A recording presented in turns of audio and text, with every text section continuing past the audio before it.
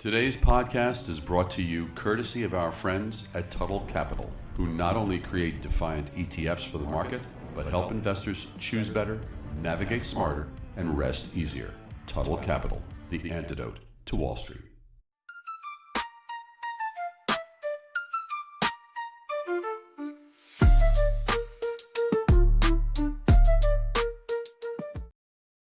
All right, joining me is Mirza Uddin, head of business at Injective, which has been described as the blockchain built for finance. So this is specifically designed for DeFi applications.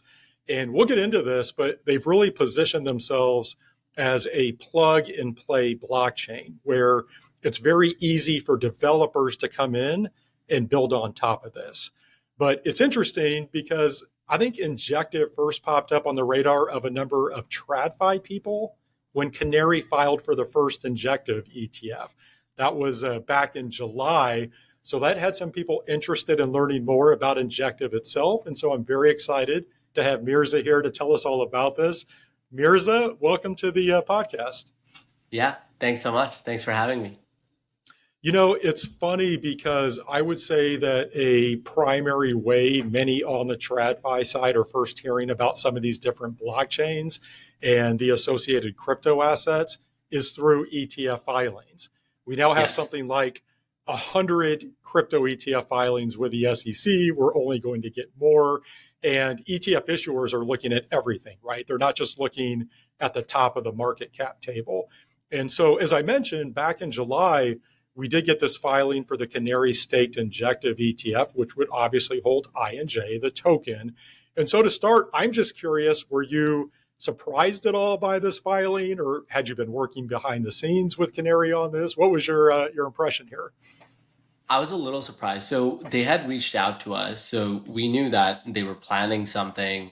It just happened way faster than I could have predicted because Canary's a great team and they're very professional. They filed a number of these ETFs for major tokens like Bitcoin, ETH, Solana, etc. They mainly reached out to us and liked us because two components. One, Injective happens to offer a very good yield. So it's about a 12% yield. So it actually makes sense for Injective to have an ETF because a lot of people don't necessarily understand the complexity of things like staking, etc. So this makes it an easy pitch in terms of having an ETF where, hey, don't purchase INJ from Coinbase, get the ETF instead because you automatically get access to that yield.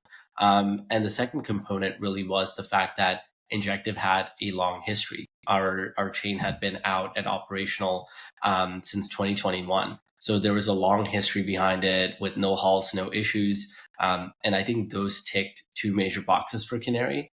But yeah, they definitely reached out to us. They definitely told us that, hey, we're likely going to be filing an S1. But yeah, it was very independent on their own, like what they sort of wrote and how they approached it. But we're very excited because I think they've only done this for maybe 10 tokens. So excited to be part of that cohort. On that note, how big of a deal would it be for Injective to have the SEC approve this ETF? What would that mean for Injective? I think it would be amazing, just to put it bluntly. So for two reasons, right? One, we're a blockchain built for finance. I think your intro was perfect. And a major component of this is opening up bridges to traditional finance or Wall Street. The ETF mainly allows everyday users to access Injective or to play a role in the ecosystem without having to go through the hoops and hurdles of crypto. As soon as you mention crypto to someone, they get scared. They have no idea what's going on. There's a bunch of technical jargon. But with the ETF, you allow traditional investors, traditional retail from Robinhood and institutions to finally access Injective and learn, hey, this is the value prop. Secondly, it gives a stamp of approval or legitimacy, which I think crypto lacks in general, right? I think previous to this current administration, it was inconceivable that an ETF would be approved, in my opinion, or especially for these different altcoins. Maybe for Bitcoin, you can imagine there was a world in which an ETF would be out there. But I think having the pathway to Wall Street and having the stamp of approval puts crypto back in the limelight, and it's no longer seen by traditional finance as this nefarious character or this nefarious asset class. I think for those two reasons, I think it would be huge. Okay, so let's talk about what Injective does and how it's positioned. I did give that intro, hit on some of the Yeah. higher level points, but I'd love to have you explain in more detail how you're positioned within the crypto sphere. Again, I mentioned how you are often described as a blockchain built for finance. So perhaps you can expand on that and just talk more about the overall value proposition for Injective. Yeah. To put it simply, it's twofold. So one, Injective is this blockchain built for finance. What does that mean? Effectively, what we realized as we were building this chain, the world doesn't need another blockchain. We were first building on Ethereum, and we believe Ethereum to be one of the best assets and one of the best sort of models for what a smart contracting layer could be. What we realized was the issue with crypto is it's extraordinarily difficult to get started. It's really difficult to build these applications or to build these smart contracts. That's why we have a scarcity in terms of the number of applications and the number of users. So we really asked ourselves a very simple question. How can we make it easier for people to build on the blockchain? As easy as it is in the world of Web 2. Most people in the world of Web 2 are likely familiar with tools like WordPress or Squarespace, where you can, even if you don't know how to code or program, you can sort of go on those websites and create your own website in the matter of less than an hour, or sometimes minutes. So that was really the vision for us, that how can we allow for people to build on the blockchain as easily as they do in the world of Web 2.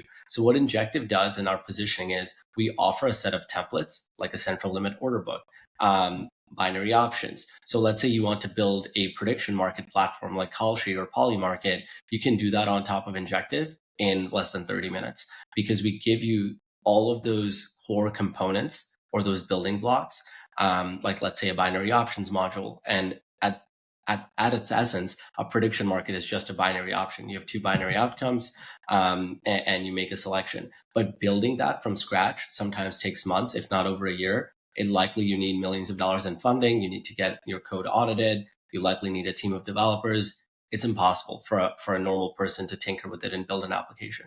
So that's the first gap we're sort of filling in the market, and that's resonated really, really well for us. And really the second gap that we're filling is even once you build these applications, you have a lack of liquidity. I think a lot of people don't understand this, but when you have a platform like Robinhood is a great platform with a great UX and UI. But unless you had the Citadels of the world or the Jump Capitals of the world providing that liquidity or that market making operation, you couldn't actually execute your trades properly. So we did a lot of the heavy lifting over the past 4 years, integrating guys like Jump, Galaxy Digital onto this chain, onto the central limit order book. So when I go and say, hey, I want to build a new exchange, I want to build a new prediction market, I immediately get liquidity. So we really have solved this cold start problem for users where they can build applications faster. And once they build those applications, they have liquidity for it. And we primarily focused on finance because every single thing you see in crypto that's really blossomed, I might be biased in this, but has been related to finance, right? Whether it be lending, whether it be stable coins, payments, it's all in some way, shape, or form related to finance. So we began with just building the templates or the core building blocks for financial applications, and filling up that liquidity component. So I think that's probably the best way to understand Injective, where a lot of people think we're competitors with other chains. I think Injective is actually synergistic to what Bitcoin or Ethereum or Solana offer because they're filling a different niche in the market where Ethereum has introduced the first smart contracts. Solana is a very fast and cheap blockchain where things like meme coins, etc., can thrive. And Injective is filling a gap where it's just easier to build financial apps and where you have liquidity from day one. So that's a good way to understand what we're doing. And can you offer perhaps an example or two of those financial apps that have been Yeah. built? Yeah, absolutely. I can give you several. So one is Helix. Helix is a perpetual decentralized exchange. So you can trade things like futures, you can trade things like tokenized stocks, FX, etc. on top of Helix. It's done about $60 billion in volume to date, which is quite a lot for crypto. And it's also the leader when it comes to RWA volume. Masari just actually published a report where they wrote about how we did more than $2 billion on just Helix. in the last year alone. So that's a great example of what Injective's templates and liquidity can offer. There's also other applications like Neptune, which is a core lending platform where you can take a loan out against some of these tokenized assets or stocks, or tokenized gold, which is very important because then you can sort of, again, build those bridges to TradFi that, in my opinion, were missing before. There are a whole host of applications. I think the most core application that came out during the election cycle were a bunch of different prediction markets, because everyone wanted to bet on the election. Not a lot of people wanted to go through the hoops and hurdles of KYCing or having, I don't know, restrictions when you want to make these predictions or bets. So a lot of people were trying to build these betting applications on top of Injective. But yeah, right now, I think a lot of the focus has shifted to more perpetual exchanges, to lending protocols, and interestingly, stablecoins have become sort of one of the biggest narratives or players in the field right now, where everyone is trying to build the next Athena or the next USDC after Circle stock went public. So you see a lot of experimentation in the world of stablecoins. So yeah, that's the short of it. And by the way, not to get off track here, but Injective has a pretty unique backstory, right? Your CEO, Eric Chen, he launched this from his college dorm room at like 19 years old. Do I have that correct? That is actually correct. I think he's still one of the youngest CEOs out there, but yes, that is accurate. The story basically is he was mining Ethereum in his dorm room at NYU, and then he shut down the entire power in that college because of how much resource that mining operation was consuming. And he got into a little bit of trouble for that. But that's where the idea of Injective first began, because effectively he was also locked out of Coinbase because they found out he's too young or didn't have the right ID for it. And he's like, hey, crypto is supposed to be this democratized world. Why can't we just trade whatever we want, whenever we want? And that's when the vision of Injective was first born back in 2018, where he said, I'm just going to build my own version of decentralized Coinbase or Binance from scratch. And that's when he sort of got incubated by Binance, because Binance loved the idea, ironically enough, because they're like, yeah, we also agree with this. Because at that time, Binance had also gotten locked out of the US, if you remember, where a lot of US users could no longer use Binance. So Binance was really trying to fund a project that would allow them to enter the US market in a big way. And Injective was sort of that bet. Over time, we obviously expanded beyond just decentralized exchanges, and we built all these core templates or all this liquidity components on top, because we realized decentralized sounds good as a buzzword, but an average person does not care if something is decentralized. And that probably took us a year or two to learn. Like, we're these nerds who care about decentralization, but the average person doesn't care. They just want to be able to access assets at fast speeds and cheap prices, which means liquidity. You need to have a fast sort of infrastructure stack.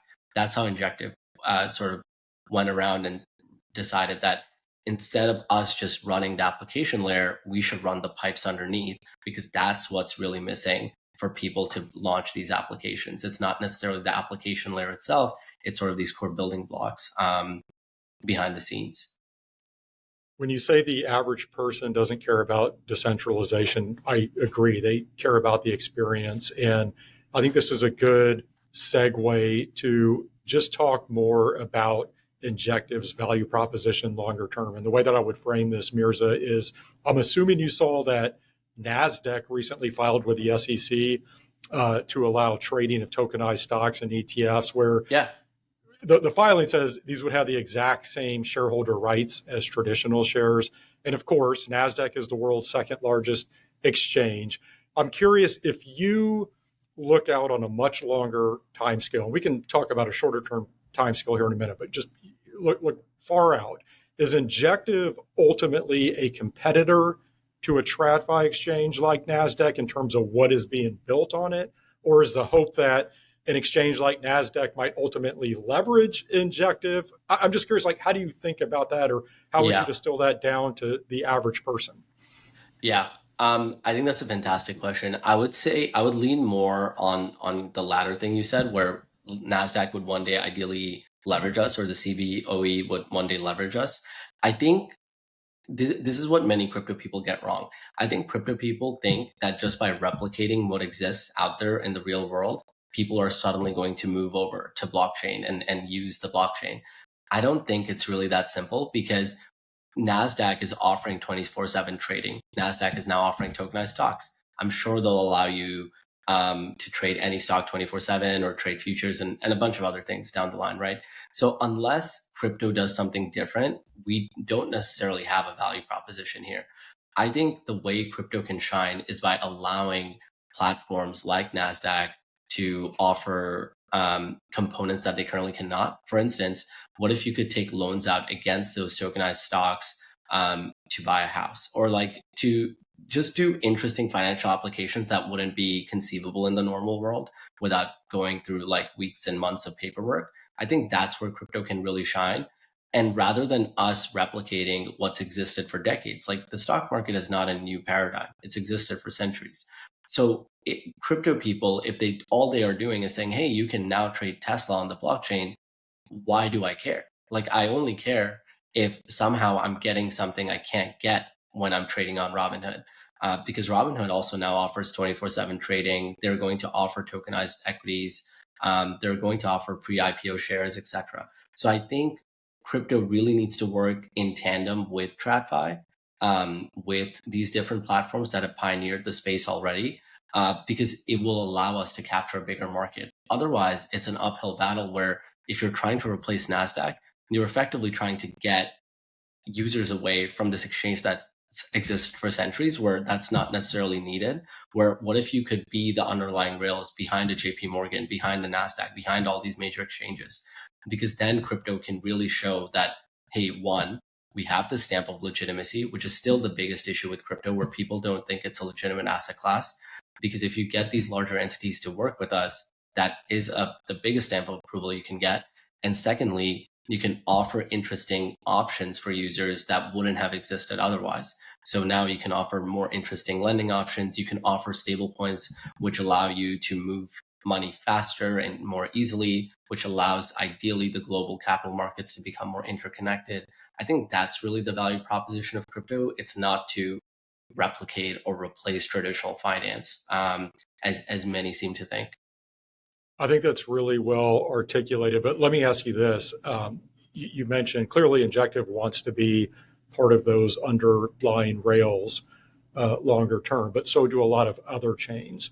And I'll Correct. tell you something that I've talked a lot about on the podcast recently is just the competitive dynamics here, because I think a lot of people, and again, I'll say especially on the TradFi side, they're having a hard time getting their head around the competitive landscape and that there are so many different chains out there. And we know not all of them are going to make it. And so as we move forward, further towards whether you want to call it mainstream tokenization or to what you were saying, we have new products being created. What do you think will separate the winners from the losers? Like, just how do you see that competitive Yeah. landscape playing out? Yeah. I mean, I'm going to be quite biased in my response. I think the competitive landscape will evolve based on chains that have thought in advance about what niche they'll occupy. A great example of this in the world of traditional sort of tech, you don't have a company trying to do everything. Like AWS is not trying to do the Airbnb business. They're very focused on one niche where they're like, hey, we're going to be the best provider of cloud computing, and that's it. I think what a lot of these chains are getting wrong is they're all trying to do the same thing. So, not to name names, if you look at a range of many chains, all they're trying to do is say, hey, we're fast, we're cheap, use us. That, in my opinion, has become a commoditized sort of pitch, because everyone is fast, everyone is cheap. This is not 2015 anymore, where people can say like, hey, Ethereum is slow, Ethereum is not fast enough, it's not cheap enough. Even Ethereum has done many upgrades to make their chain better and more optimized. So I think that's a losing battle. I think Injective is in a unique niche because we're just focused on finance. I think you'll see more and more chains like that. I think Circle is interesting because Circle is creating a chain just for stablecoin issuance. I think once you do that, when you really, really capture that niche, you can succeed, because this is just startup 101. You start off with like a very, very good beachhead market, you sort of capture it, and then you expand from there. The issue that crypto often faces is they'll raise some money and say, hey, we're going to be a jack of all trades and do everything all at once. And that's why you see that they're lacking in all components. I saw this firsthand in 2021, where the metaverse and gaming was taking off. So a chain would try to do metaverse and gaming, plus they're trying to do DeFi and finance. So what would happen is the chain often gets congested or other issues occur, and the chain doesn't work as intended. And that's why we had to focus early on. Like, we also thought the metaverse is interesting, or NFTs are interesting. All these things are interesting. But we knew if we allowed for all of this to happen on our chain, then the high frequency traders we're trying to appeal to, or the exchanges we're trying to appeal to, wouldn't use us, because there's just not enough bandwidth on the chain stack itself to run all those processes at the same time. So I think that will be core component number one. I think core component number two, so core component number one, just to reiterate, is just having one clear focus rather than being a jack of all trades, one use case. And number two, it has to do with whether or not the chain is thinking long term about where the industry is headed. I think a lot of these chains are trying to just replicate one another, where they're saying, hey, we want to be the next Solana, and they follow the same Solana playbook. But that's never going to happen. You've seen so many copycats of Pump Fun or what Solana's achieved on their meme coin sort of like horizon, but no other chain has even come close. But many have tried to copy. I think that's a losing battle, where I think Solana is dominating, for instance, the meme coin market. Ethereum will dominate, I think, in many ways, a lot of the smart contracting layer. So I think chains would, the way someone can differentiate is to realize that, is the chain doing something original, or are they just copying whatever narrative is hot today? And I think a lot of chains currently lack that, where they're just trying to become the next Ethereum or the next Solana. But in my opinion, the world doesn't need another Solana or another Ethereum. Let me ask you this, though. So going back to your earlier comments, just that you believe new products need to be created. There needs to be a reason effectively to use a particular chain or to tokenize and use crypto. And again, I've talked a lot on the podcast just about, I believe that all securities are ultimately going to be tokenized.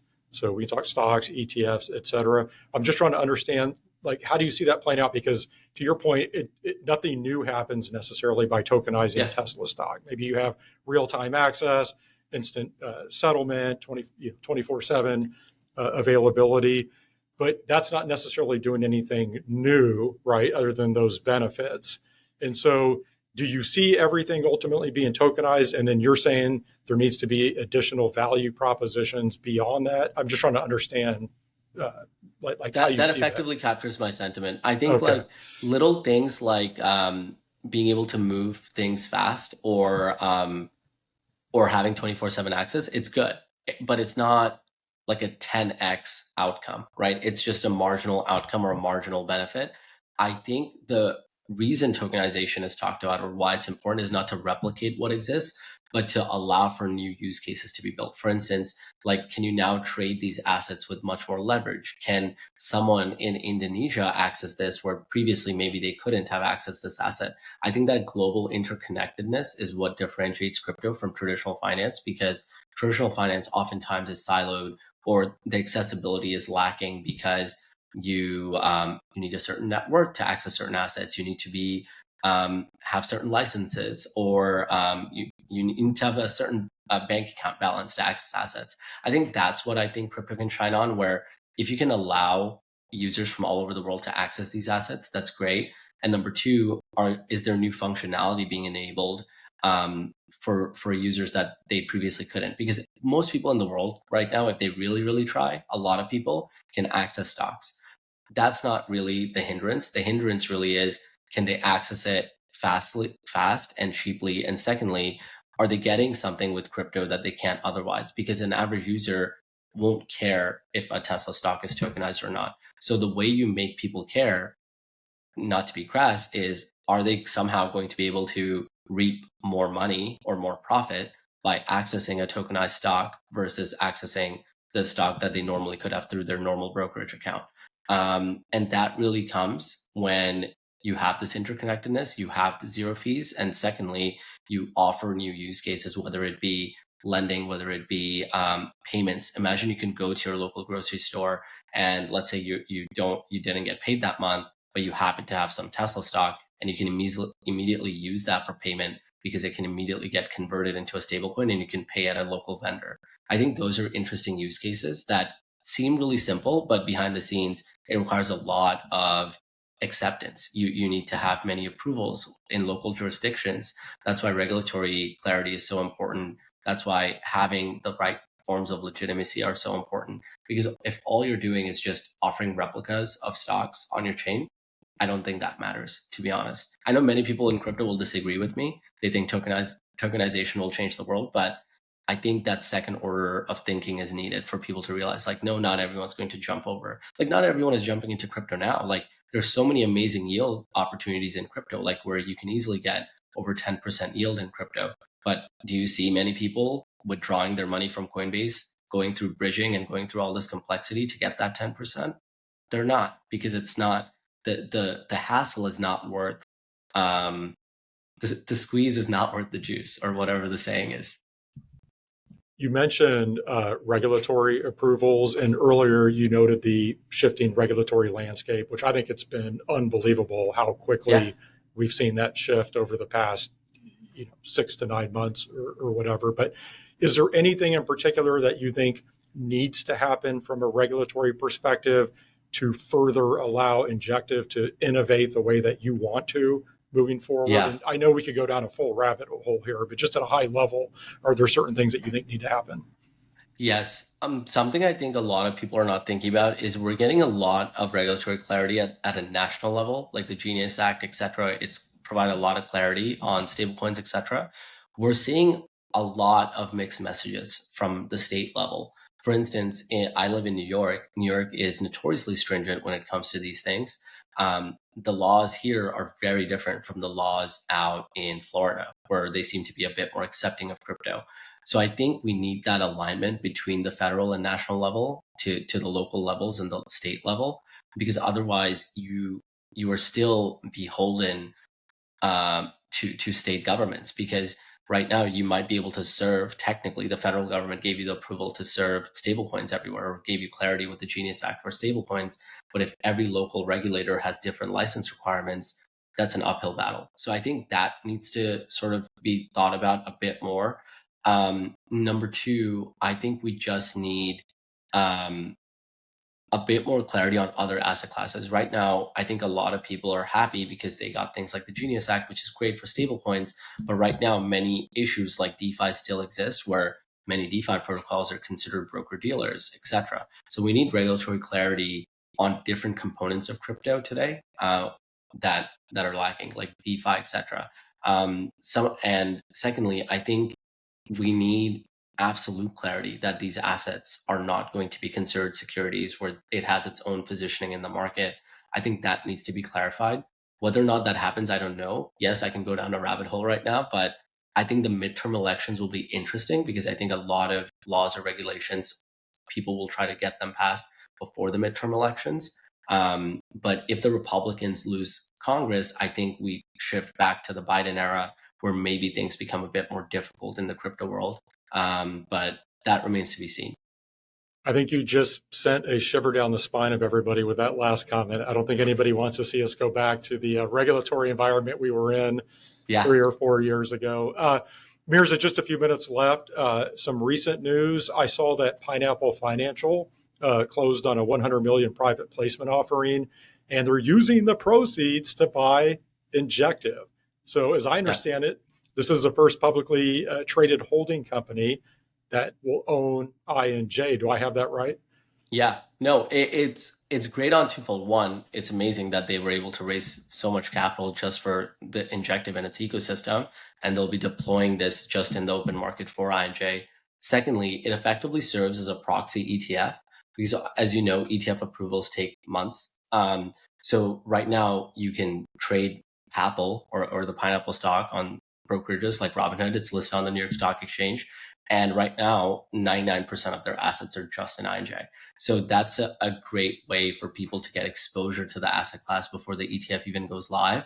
And number two, it gives us that legitimacy on Wall Street that we were seeking for so long. So yeah, great on all fronts to see that finally come to fruition. Well, we will see if you get further legitimacy with the potential approval of the Canary Staked Injective ETF. Mirza, really interesting conversation.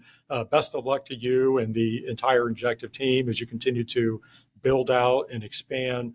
Really appreciate you joining me. Thank you. Yeah, thank you so much for having me. That was Mirza Uddin, head of business at Injective. Hope you enjoyed this episode of Crypto Prime. I want to thank our sponsor, Tuttle Capital. If you would like to learn more about Tuttle Capital's ETF lineup, you can visit TuttleCap.com. For exclusive daily market insights and the playbook that Wall Street doesn't want you to see, subscribe to Tuttle's free newsletter at theheatformula.beehive.com/subscribe. See you again next week.